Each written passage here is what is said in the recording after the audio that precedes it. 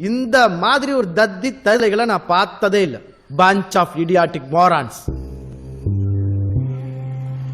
இந்த வாத்து கூட்டத்துல ஊர்னி, ராசு, செந்தில், காசி, வெட்டுக்குமார் இவங்கெல்லாம் இந்த பக்கம் வாங்க. சேது இந்த பக்கம் வா.